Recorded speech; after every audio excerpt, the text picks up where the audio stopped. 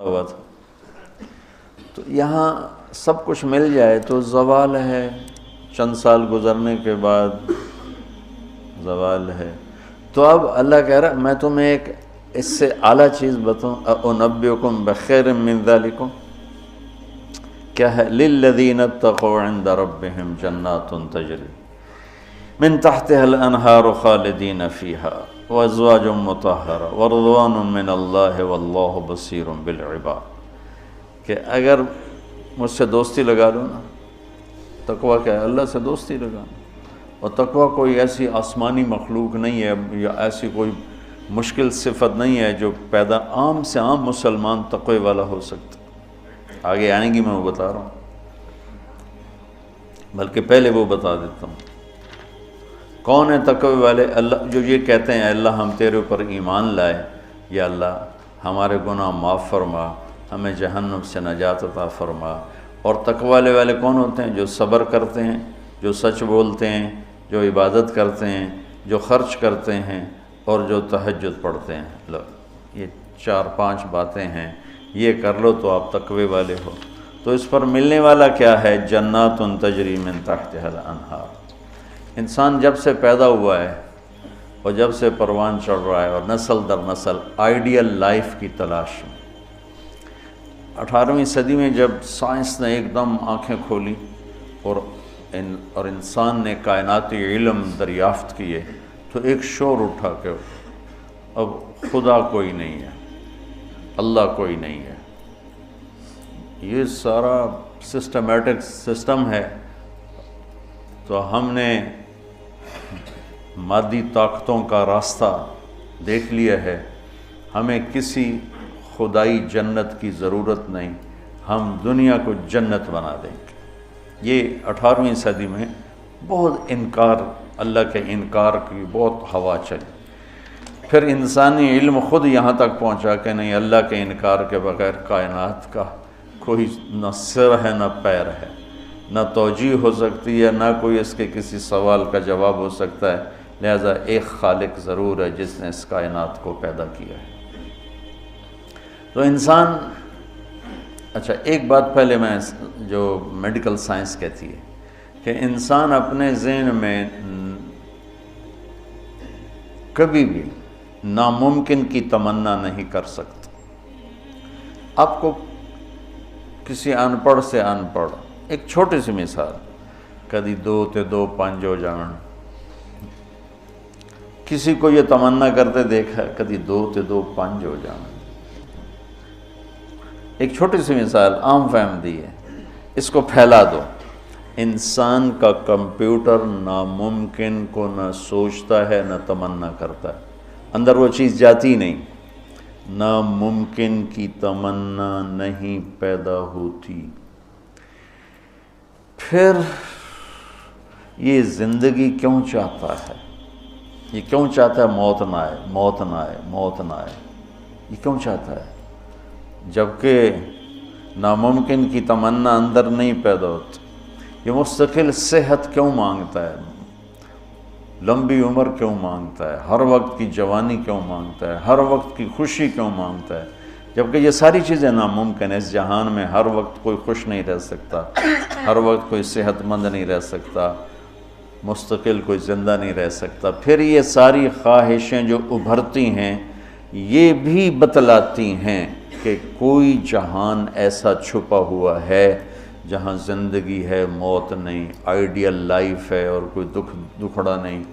یہ خود، یعنی میں آپ کو سائنس کے لحاظ سے بات بتا رہا ہوں، اس کی ہمیں ضرورت کوئی نہیں، لیکن ابراہیم علیہ السلام نے کہا تھا وَلَٰكِن لِيَطْمَئِنَّ قَلْبِي، کہ دل کے اطمینان کے لیے یہ بھی ایک دلیل ہے عقلی اور سائنسی کہ انسان ناممکن نہیں سوچتا. تو پھر کیوں سوچتا ہے جوان رہوں، خوشیاں دیکھوں، غم نہ دیکھوں، موت نہ دیکھوں، عالی شان گھر ہو، عالی شان سواری ہو؟ یہ کیوں دیکھتا ہے کہ ایک جہان موجود ہے جہاں یہ عالی شان زندگی موجود ہے. وہ کہاں ہے؟ عند ربہم، وہ اللہ کے پاس. جنت کہاں ہے؟ 7ویں آسمان اس کی بیس ہے، 7واں آسمان. اور 7ویں آسمان سے بنتی ہے اور یوں اوپر جاتی ہے. تو ایسا نہیں کہ وہ بلڈنگ اوپر جاتے جاتے جاتے عرش سے مل گئی، وہ بیچ میں سپیسز ہیں، یہ ایک جنت ہے، پھر ایک یہ ہے، ایک یہ ہے، ایک یہ ہے، ایک یہ ہے۔ عرش کے ساتھ جا کر جو جنت مل گئی ہے کہ اللہ کا عرش اس جنت کی چھت بن گیا ہے، وہ ہے جنت الفردوس۔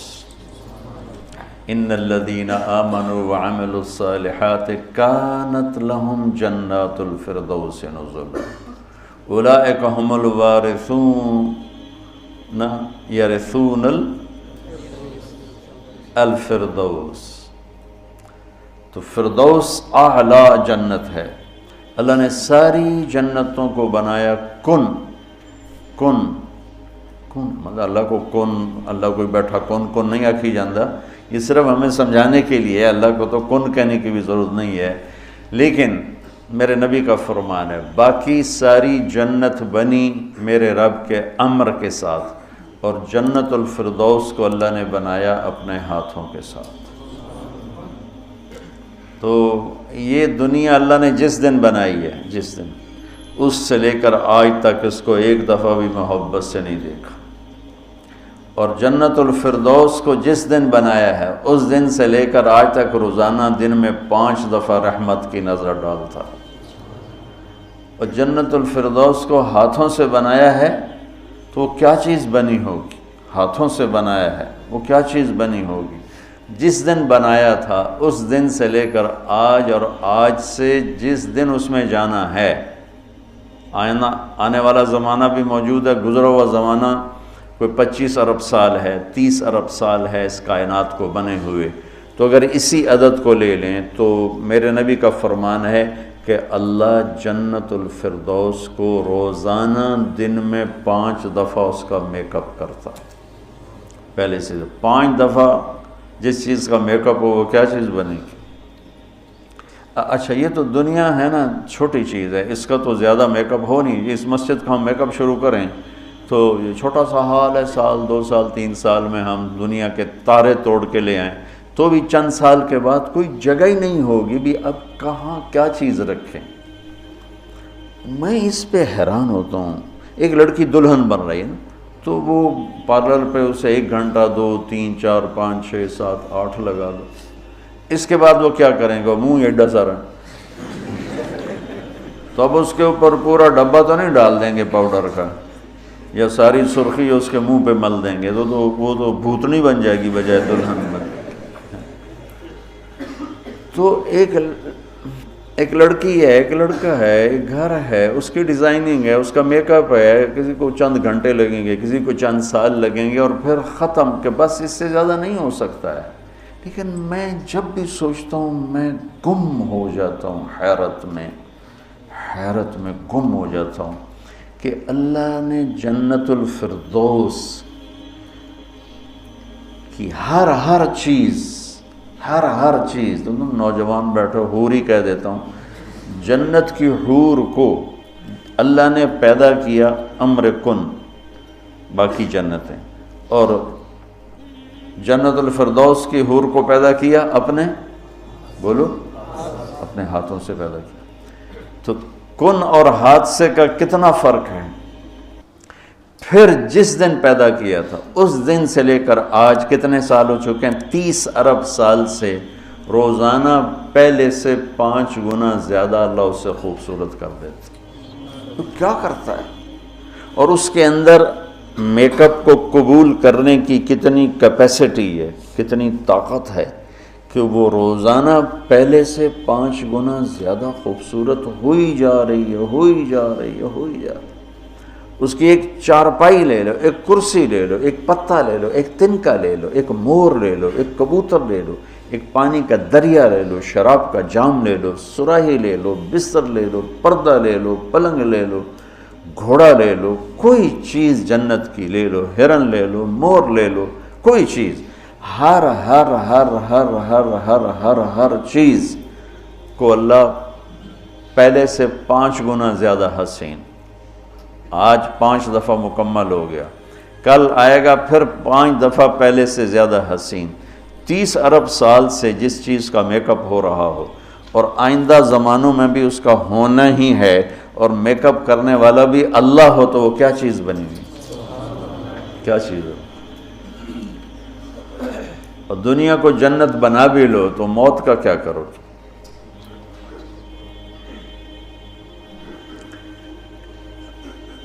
ایک آدمی نے بہت عالیشان بنایا اپنا گیٹ گھر، تو میں اس کے ساتھ جا رہا تھا تو مجھ سے کہنے لگا مولانا صاحب اتنے ہی ویکھو اسی تو اتنے روپیے لا چھڑیں تسی ویندے ہی نہیں پے ہو، دیکھو میں نے کیا بنایا ہے۔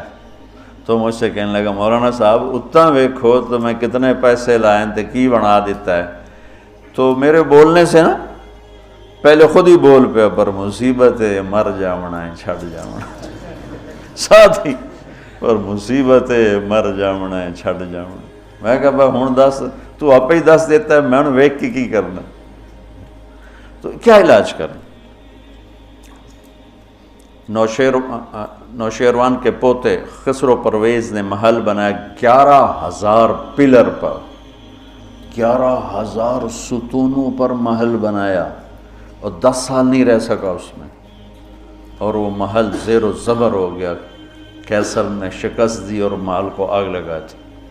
عبد الرحمن الناصر اموی بادشاہ نے اسپین میں محل بنایا 4,316 پلر اور برج، اور 25 سال صرف اس میں رہا، اور جا کے اسی قبر میں گر گیا جس قبر میں غریب جا کے گرتا ہے۔ آج اس محل کے کھنڈر میں دیکھ کر آیا ہوں قرطبہ میں کہ کیا وہ شان و شوکت 300 ہجری میں بننا شروع ہوا، اور 1,000 خچر سامان ڈھونے کے لیے اور 10,000 مزدور مستری راج اس پہ کام کرنے کے لیے، چونکہ اس مینول کام تھا سارا، مشینی کام تو تھا نہیں، اور پوری دنیا سے سونا چاندی ہیرے لائے گئے، اور مختلف جگہ پہ پارے کے تالاب بنائے گئے سورج کی گردش کو سامنے رکھ کر، کہ پارا چونکہ ٹکتا نہیں، یوں یوں کرتا ہے تو سورج کی شعائیں اس پر پڑتی، اور جب وہ پارا ڈانس کرتا تو شعا بھی ڈانس کرتے ہی اوپر جا کے محل پہ پڑتی، تو پورا محل یوں رقص کرتا ہوا نظر آتا تھا، یوں سارا محل جھومتا نظر آتا تھا۔ اتنا اس اللہ کے نیک بندے نے تباہ کیا پیسہ قوم کا، اور ٹوٹل 25 سال، اب 350 میں وہ مر گیا، اور اس کی سوانے میں لکھا ہے 50 سال میں نے حکومت کی اور ہر دشمن کو زیر کیا، لیکن میں نے اپنی خوشی کے دن گنے 50 سال میں تو صرف 14 دن تھے، صرف 14 دن۔ تو اب اس کا کیا علاج ہے کہ آپ نے سب کچھ بنا لیا، موت کو بھگاؤ؟ جب موت ہے تو اللہ کہتا ہے یہ آئیڈیل ہوم نہیں بن سکتا، لہٰذا یا مجھ سے دوستی کر لے، تقوی اختیار کر لے، پھر تو دیکھ میں تیرے لیے جنت بنا کے بیٹھوں، 7ویں آسمان سے چلتی ہے، اور پھر یہ درجات ہیں، 100 درجات تو صرف جنت الفردوس کے ہیں، اور باقی پتہ نہیں کیا چیز۔ اچھا 7ویں آسمان پہ یہ اس کی 7واں آسمان اس کی بیس ہے، اور پھر 7ویں آسمان سے باہر نکل گئی، جیسے ہم وہ لوہا ڈال کے اور آگے شیڈ بنا دیتے ہیں، نیچے کوئی ٹیک نہیں ہوتی لیکن لوہے کے سریے ڈال کے شیڈ بنا دیتے ہیں، جنت کو اللہ تعالیٰ نے 7ویں آسمان سے یوں باہر نکالا ہے۔ کتنا باہر نکالا ہے وہ اللہ ہی بہتر جانتا ہے۔ پھر اس کو اوپر اٹھایا ہے اور اپنے عرش کو اس کی چھت بنایا ہے۔ جنت الفردوس کے لیے اللہ کا عرش چھت ہے اس مسجد کی چھت کی طرح، اور باقی جنتوں کے لیے اللہ کا عرش چھت ہے آسمان کی طرح، آسمان کی طرح۔ تو اس میں ایک تنکا لکڑی یا گھاس، وہاں کا تنکا بھی سونے چاندی سے بنا ہوا ہے، یہاں کے درخت لکڑی کے۔ ایک کہنے لگا سونے چاندی سے پھل کیسے آئے گا؟ میں نے کہا لکڑ تو پھل کیوں میں آ جانا، یہ کوئی ہے عقل میں آنے والی بات کہ لکڑی سے پھل نکل ہے؟ لیکن چونکہ ہم ہر وقت دیکھتے رہتے ہیں تو وہ ہمارا ذہن اسے قبول کر چکا ہے، ورنہ کوئی عقل کی بات ہے کہ لکڑی میں سے آم نکل آتا ہے اور لکڑ میں سے انگور نکل آتا ہے، چھوٹی سی بیل میں سے اتنا بڑا تربوز نکل آتا ہے۔ یہ کیا چکر ہے؟ زمین پر پڑے پڑے پڑے پڑے پڑے اتنا ہو جاتا ہے۔ وہ کہتے ہیں کوئی فلسفی جا رہا تھا تو اس نے دیکھا اتنا بڑا تربوز زمین پہ پڑا ہوا اور آم لگے ہوئے درخت پر، تو کہنے لگا ایک ہی گل ہوئی، چھوٹے چھوٹے اتنے لا دیتے ہیں وڈے نو ہیٹھاں پاتا ہے۔ تو ابھی اسی سوچ میں تھا تو ایک کام ٹوٹ کے اس کی ٹنڈ پہ لگا، کہنے لگا سمجھ آ گئی یہ میرے اتنے ہندوانا ڈاندا تو میرا کی حال ہے، اگر میرے اوپر یہ تربوز گرتا تو میرا کیا حال ہوتا، مجھے سمجھ میں آ گیا۔ تو اللہ نے ادنا ترین چیز جو لگائی ہے جنت میں سونا اور چاندی ہے، زمرد اور یاقوت ہے، ہیرا اور جوہر ہے۔ اور میں نے ملکہ برطانیہ کے محل میں دیکھا، اس کے تاج میں، ان کے محل میں عجائب گھر بنا ہوا تو ان کے تاج میں لگا ہوا تھا کوہ نور، لیکن اب اس کی وہ شان و شوکت نہیں رہی، چونکہ کاٹ کے تاج میں لگایا اور پھر 3 ٹکڑے کر کے آگے ایک پٹی میں رکھا ہوا تھا۔ یہ پورا جب ہیرا تھا تو دیوگری جنوبی ہند کی ایک ریاست تھی، اسے علاؤ الدین خلجی نے فتح کیا۔ تو جب مال غنیمت کے لیے خزانے کا دروازہ کھولا گیا تو اس میں یہ ہیرا پڑا ہوا تھا۔ تو علاؤ الدین خلجی کے منہ سے بے ساختہ نکلا کوہ نور، یہ تو نور کا پہاڑ ہے، تو اس سے اس ہیرے کا نام ہی کوہ نور پڑ گیا۔ تو پھر جب انگریزوں نے فتح کیا ہندوستان کو تو پھر ملکہ برطانیہ کے لیے اسے جہاز کے ذریعے سے وہاں لندن پہنچا دیا گیا۔ یہ دنیا کا سب سے بڑا ہیرا تھا، ہو سکتا ہے اب اس سے بڑے ہوں، لیکن جنت کے کسی بھی لباس میں، تاج میں، گلاس میں، سراہی میں، میز پر، کرسی پر، بستر پر، مسیری پر، پلنگ پر، دروازے پر، کھڑکی پر جو موتی ہیرے جڑے ہوئے ہوں گے، اس میں سب سے چھوٹا موتی یا ہیرا یا نیلم یا زمرد یا پکھراج، جو بھی تم نام لے لو، جو آج دنیا میں قیمتی پتھر پائے جاتے ہیں، اس کو لا کر یہاں ٹیبل پر رکھ دو، وہ اتنا سارا ہو تو میرے رب کی قسم یہاں سے آسمان تک روشنی پھیل جائے گی اور خوشبو پھیل جائے گی، خوشبو پھیل جائے گی۔ تو اللہ تعالیٰ کہہ رہا ہے تم مجھ سے صلح تو کرو، مجھ سے یاری لگاؤ، تو میں نے آئیڈیل ہوم تمہارے لیے بنایا ہوا ہے۔ ایک نوجوان کہنے لگا اللہ حوروں کا لالچ کیوں دیتا ہے؟ میں نے کہا زنا سے روکنے کے لیے، کیونکہ لوگ شادی کر کے بھی زنا نہیں چھوڑتے ہیں، اور اللہ معاشرے کو پاک دامن دیکھنا چاہتا ہے۔ جس معاشرے میں زنا پھیل جاتا ہے وہ معاشرہ برباد ہو جاتا ہے۔ تو اللہ چاہتا ہے کہ ہر مرد عورت پاک دامن زندگی گزارے، اس لیے نے نکاح کا راستہ رکھا، اور پھر مرد کی شہوت کو روکنے کے لیے وعدہ کیا تو یہاں صبر کر، حلال کام کر، تو آجا میرے پاس، میں نے تیرے لیے تیری اس خواہش کا سامان تیار کر کے رکھا ہوا ہے کہ یہاں کا مادہ مٹی ہے، وہاں کا مادہ مشک و عنبر ہے، وہاں کی گھاس زعفران کی ہے، یہاں زعفران اتنا سا ملتا ہے اور لاکھوں روپے کا کلو ملتا ہے، اور وہاں پوری میدان میں جو گھاس ہے وہ زعفرانی ہے، اور گھر کی ایک اینٹ موتی کی ہے، ایک اینٹ زمرد کی ہے، ایک یاقوت کی ہے، ایک زمرد کی ہے، ایک سونے کی ہے، ایک چاندی کی ہے، بیچ میں مشک کا گارا ہے اور زعفران کی گھاس ہے، اور اللہ کا عرش اس کی چھت بنایا گیا ہے، اور وہ اندر بیٹھو تو باہر نظر آتا ہے، باہر بیٹھو تو اندر نظر آتا ہے۔ میں نے جو ایک دفعہ جنت کا محل دیکھا خواب میں، تو یہ اس کی میں نے صفت جو پڑھی تھی وہ میں نے آنکھوں سے دیکھی کہ میں اس کے اندر چل رہا تھا، مجھے باہر بھی نظر آ رہا تھا اور اوپر بھی نظر آ رہا تھا اور دائیں بائیں بھی نظر آ رہا تھا، حالانکہ میں ایک گیلری میں چل رہا تھا، اور اس کا جو فرش تھا مجھے لگتا تھا ہر فرش کی ٹائل کے نیچے سورج نکلا ہوا ہے، اس طرح اس میں سے روشنیاں نکل رہی تھیں، روشنیاں نکل رہی تھیں۔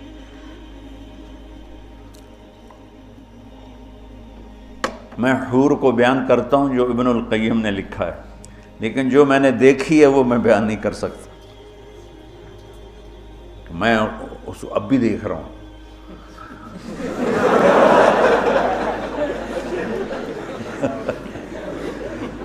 میرے رب کی قسم میں کیسے بتاؤں کہ وہ کیا حسن، کیسے بتاؤں؟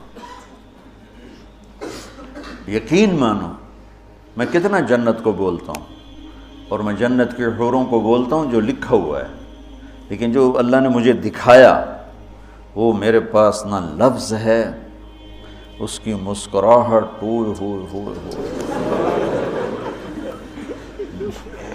اگر وہ دنیا میں ہوتی تو میں تو ویسے مری فوت ہی ہو جاتا۔ اس لیے میرے نبی کا فرمان ہے کہ لولا ان اللہ قضا لأہل الجنت الا یموت لمات من حسنها و جمالها، اللہ نے جنت کی لڑکی کو ایسا حسن و جمال دیا ہے، اگر موت مرنا گئی ہوتی تو اس کو دیکھ کے آنکھیں برداشت نہ کرتی، کلیجے پھٹ جاتے، مر جاتے۔ تو یہاں کی عورتوں کے لیے بھی بشارت ہے کہ ایمان والی نیک صالح پاک دامن عورت جنت کی اس حور سے 70,000 گنا زیادہ خوبصورت ہوگی۔ 70,000 گنا کا مطلب ہوتا ہے لا محدود۔ ایک دفعہ حضرت ام سلمہ نے پوچھا یا رسول اللہ نساء الدنیا افضل ام نساء الجنہ، دنیا کی عورتیں افضل ہیں یا جنت کی عورتیں؟ آپ نے فرمایا بل نساء الدنیا، ام سلمہ دنیا کی عورت۔ تو انہوں نے کہا یا رسول اللہ وہ کیسے؟ یعنی ہم تو مٹی سے بنی ہیں اور گندگیوں میں بھری ہیں، اور وہ تو مشک عنبر زعفران کافور سے بنی ہیں، پاک پاکیزہ ہیں۔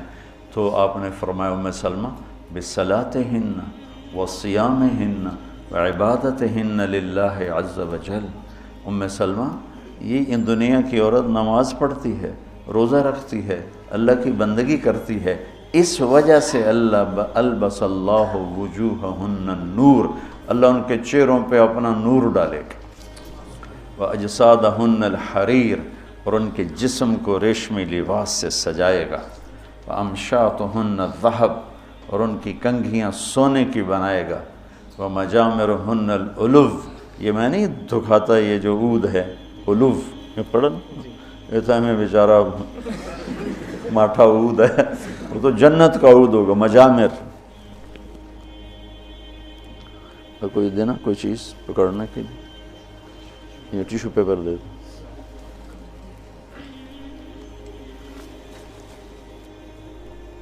دو۔ اس کو کہتے ہیں مجمار۔ مجمار کا اردو میں لفظ دھونی دینے کی چیز ہے، اس میں مجامر جمع ہے مجمار، کہ اس طرح ان کے سامنے ہوں گے اور اس میں عود جل رہا ہوگا اور اس کی خوشبو پھیل رہی ہوگی۔ یہ دنیا کی عود ہے، ساری مسجد میں خوشبو آتی کہ نہیں آتی؟ ہم ماٹھی سی چیز ہے، تو وہ کیا چیز ہوگی؟ اور خوشبو ایک بہت بڑی یعنی فریش کرنے والی ایک نعمت اللہ نے بنائی ہے۔ دماغ کی غذا ہے خوشبو، آنکھوں کی غذا ہے سبزہ، اور دماغ کی غذا ہے خوشبو۔ اللہ تعالیٰ نے اس کو خوشبوؤں سے بھر دیا ہے۔ عرفہا لہم کا ایک ترجمہ ہے کہ جنت کو اللہ تعالیٰ ان کے لیے خوشبودار بنا رہا ہے۔ عرف خوشبودار بنانا، ایک اور ترجمہ بھی ہے لیکن ابھی اس کی مناسبت سے مجھے یاد آیا کہ عرفہا لہم، کہ آ جاؤ ایک دفعہ مجھ سے دوستی لگا کے، پھر ایسی جنت دوں گا جس میں خوشبوئیں خوشبو ہوگی، اور ایسی خوشبو ہوگی کہ یہ ادھر تو لگاتے ہیں اور تھوڑی دیر بعد وہ ختم ہو جاتی ہے، وہ تمہیں ہمیشہ مہکائے رکھے گی اور تمہیں ہمیشہ تر و تازہ رکھے گی، خوش و خرم رکھے گی۔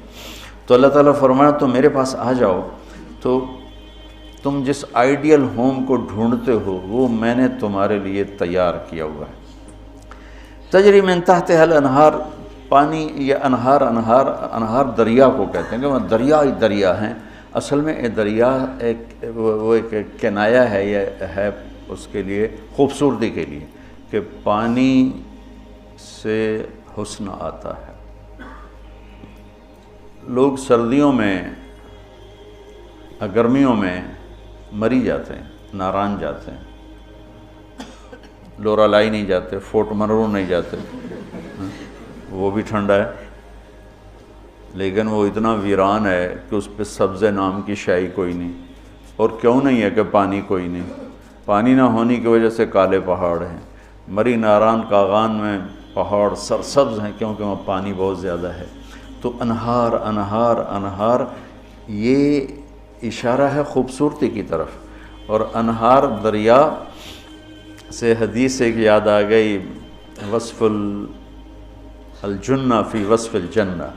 یہ ایک مسقطی عالم کی لکھی ہوئی کتاب تھی، مجھے اچانک سے یاد آ گئی کہ وہ دریا میں ان کے بحری جہاز چلیں گے.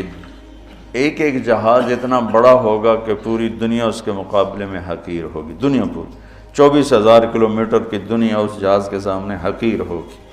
تو جب وہ اس جہاز پہ چڑھیں گے سیر کرنے کے لیے تو وہاں ان کے لیے الگ بیویاں ان جہازوں میں ہوں گی اور ان کو مچھلیاں گھیر لیں گی چاروں طرف سے.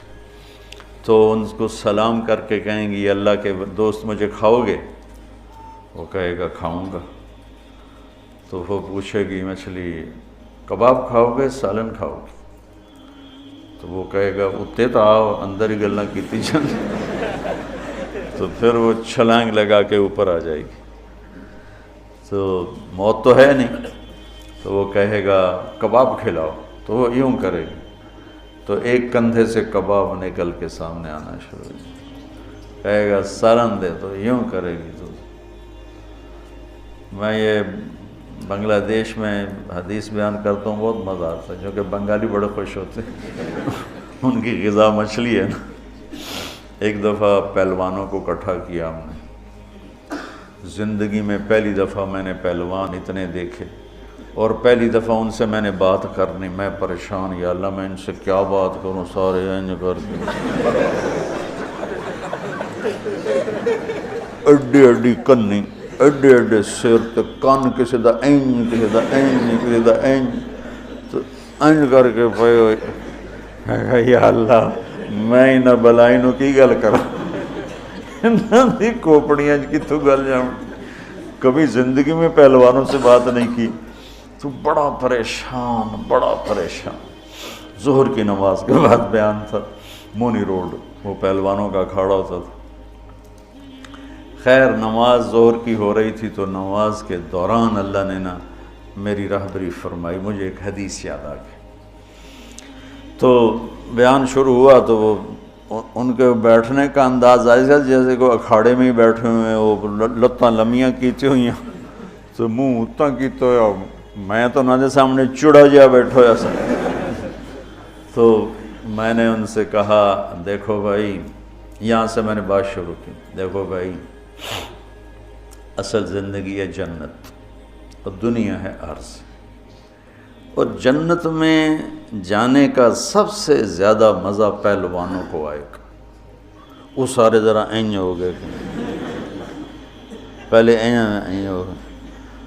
پہلوانوں کو بڑا مزہ آئے گا جنت میں جانے کا، اس لیے کہ جنت کا پہلا کھیل جو اللہ ہمیں دکھانے والا ہے نا، پہلی انٹرٹینمنٹ جو جنت کی ہوگی سب سے پہلی، وہ مچھلی اور بیل کی کشتی ہوگی. اب ہمیں تو کشتی آتی نہیں، تو ہمیں تو نہیں پتہ لگے گا بھئی مچھلی نے کیا داؤ لگایا، بیل نے کیا داؤ لگایا. تم سارے پہلوان ہو، تمہیں پتہ ہے داؤ کیا ہوتا ہے.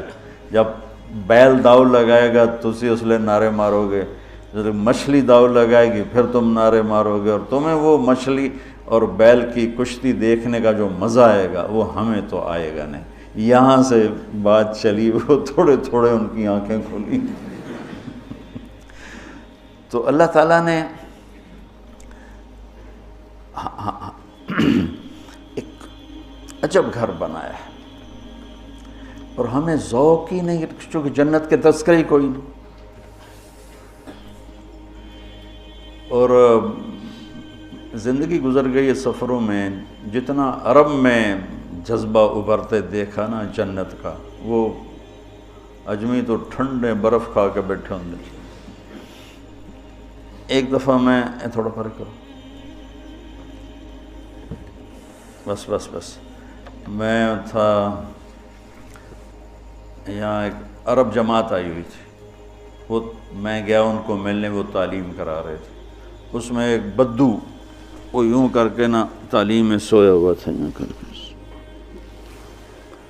تو انہوں نے مجھے کہا آپ تھوڑی بات کر لیں، تو میں نے بات شروع کر دی، وہ سویا رہا، مجھے خیال آیا اس بابے نے اٹھاواں کہ میں، تو تھوڑی دیر کے بعد میں نے جنت شروع کی نا، تو وہ پہلے یوں ایسے سویا ہوا تھا بالکل، جب جنت شروع ہوئی تو اس نے مجھے یوں دیکھا، یوں ایک آنکھ سے دیکھا، ایک آنکھ، اور کافی دیر ایسے دیکھتا رہا، پھر یوں ہوا، پھر یوں ہوا، وہ پھر ایک دم جمپ لگایا، اور میں نے آئینہ کھولی نا کہ آئینہ کیا چیز ہے، تو پھر جمپ لگا کے ناچنا شروع ہو گیا، حور حور حور حور۔